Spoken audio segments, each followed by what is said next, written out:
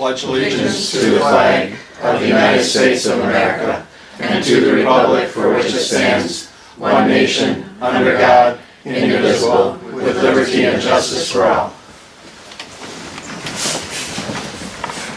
On the agenda for the Transportation Committee tonight, we have an update from Dousman Transportation Company. Yes. I'd like to introduce everyone to Rob Nelson. Rob has been key in providing the transition from the S&J service to Dousman, which takes over July 1st.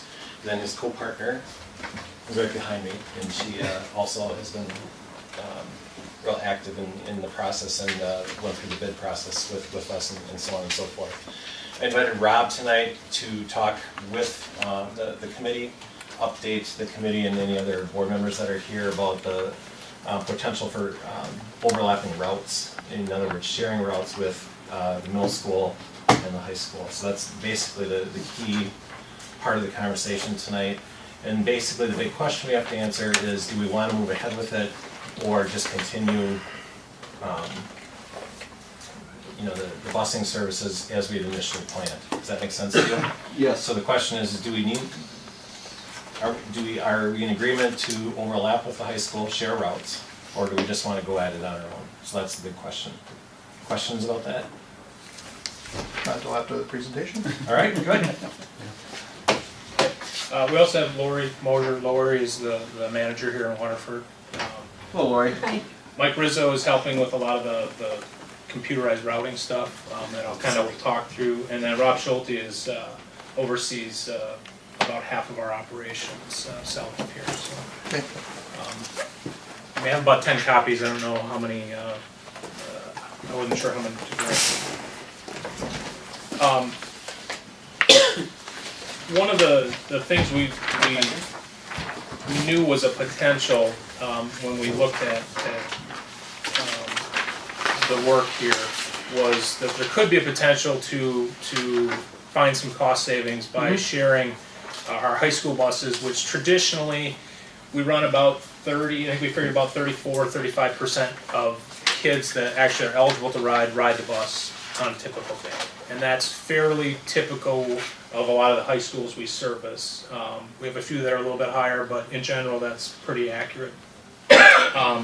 So what we did is we looked and said, how could we combine these routes, middle and high school, so 7 through 12, which is done, I know my students in the Mukwonago district ride 7 through 12, and Lake Geneva and Dalvin, so we've got some experience with that within our company, that it works well. There's always some concern of mixing age groups.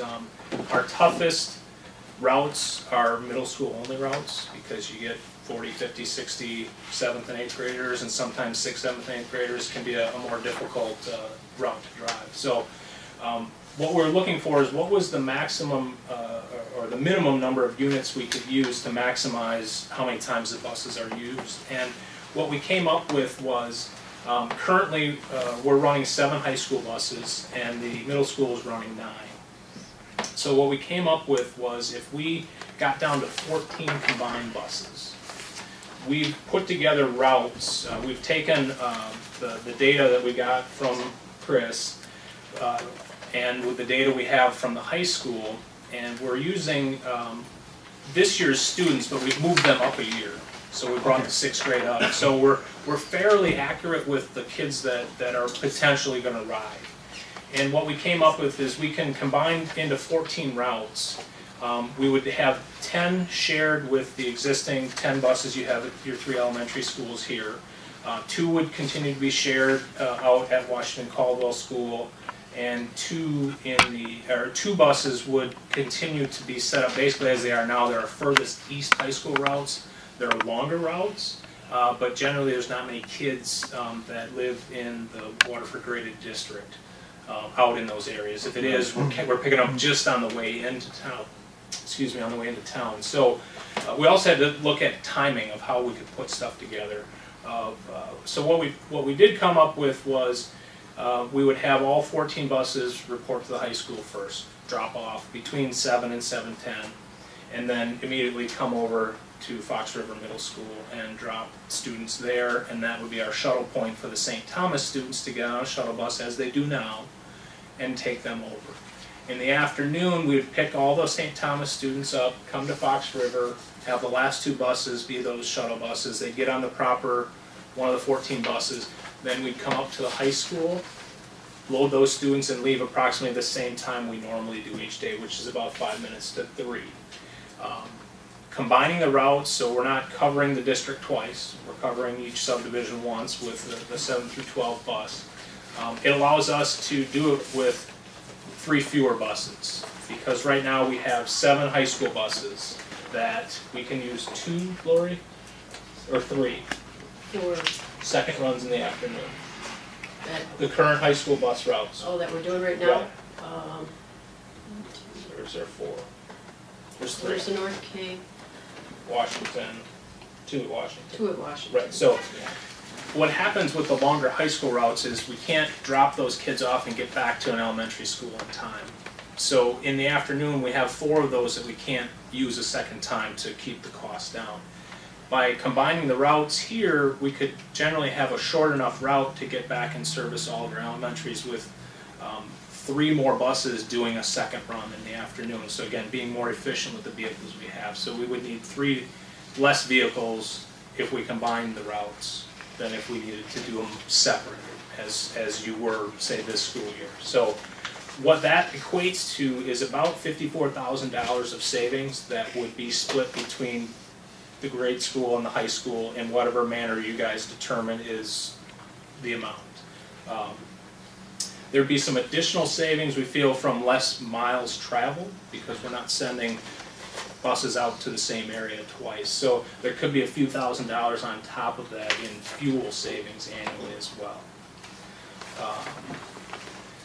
So that kind of covers the first sheet. The second sheet is this spreadsheet we put together.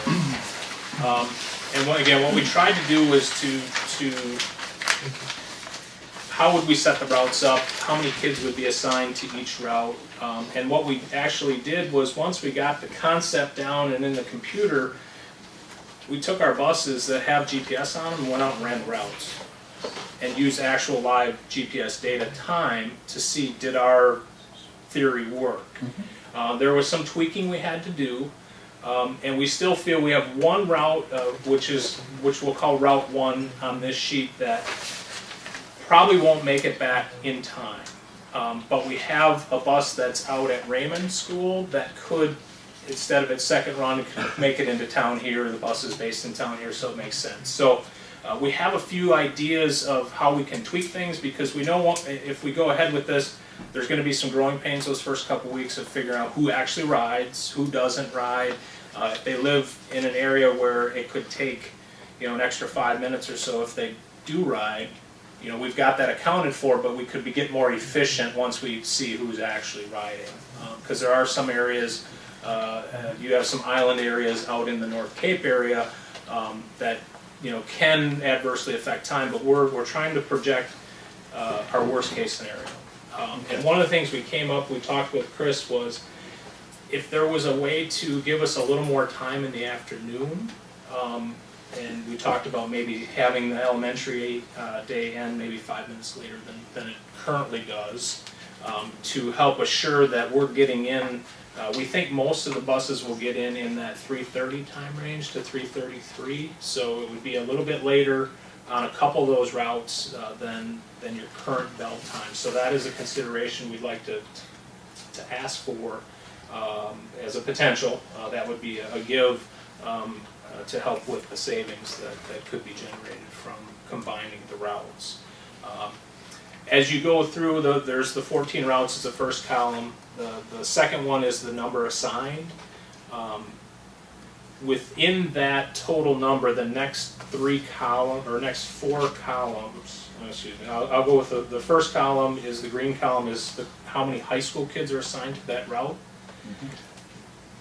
The blue column, the next column, is of our current year high school students. If we looked at the current year, how many normally would ride on those routes as we would have them set up next year, to give us an idea. 268, wow. Then the purple column is the Fox River students. Then the next column is St. Thomas. And what we did is in that estimated ridership count is, we said, let's take the average ridership of the high school plus all the Fox River, all the St. Thomas to get that number. We know that not all the Fox River, not all the St. Thomas kids are gonna ride, but again, we're trying to look at worst case scenarios, what would our ridership be? You would assume a much higher percentage of Yes, yeah. Fox River and Yes, St. yeah. Thomas. it's on the high school. I mean, we figured in that 80 to 85% in our mind, we wanted to look at to show you kind of a worst case scenario. And these high school routes, those are normal numbers for our high school routes right now with 7 buses. You know, a lot of them have over 100 assigned, but we know a lot less ride. And I think our 2 biggest routes, what we're calling Route 9 right now and Route 11, I know one of them is the big subdivision over here off of Fiona Park. So it's a small area, it's gonna be a shorter route. You know, there's a rare time that you're not gonna have a high number of kids on for a very long amount of time. And this, again, this doesn't assume any after-school activities, sports, drama, band, all those things that might happen during that time frame. And then we tried to estimate what our first pickup time would be. That first white column is our first pickup time. And then the second column is when would the first Fox River Middle School students be on the bus. Because our high school students right now, between 6 o'clock and 6:15 is pretty normal for our first pickups, covering the whole high school district with 7 buses. There's some early ride times, knowing we wanted to try to design the routes that the middle school students, you know, we saw times in that 6:30, 6:35 time range currently from the stuff that was in the RFP packet. So 6:27 is a little bit of a stretch, it's a little bit different, but again, we want to put it out there as what we think our worst case scenario would be. There are, we're going to rearrange, if we would move forward with this, we'd rearrange the routing so we have the buses lined up in the best order for when we leave the high school. But again, this is just for demonstration purposes. We're creating the routes, the route numbers might change a little bit.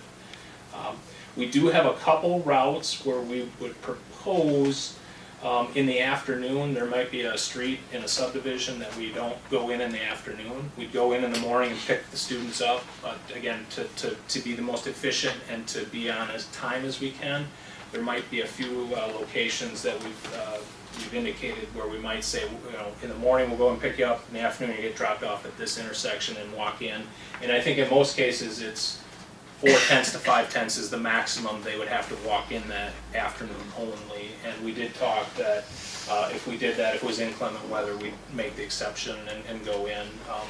Our hope would be that once things kind of settle in, and we know who rides and how long it takes and we're getting to school on time, that maybe we could eliminate some or most of those if time, you know, because again, we're thinking time right now, we're trying to be the most accurate as we can be. So then the last 2 columns is when we think they would arrive at the second school, at the elementary school, and then what school they would actually be tied with. And again, that shows the 10 Waterford graded elementary routes and then the Washington Commonwealths that are tied with them. So hopefully that's the quick explanation. We can take questions that you have.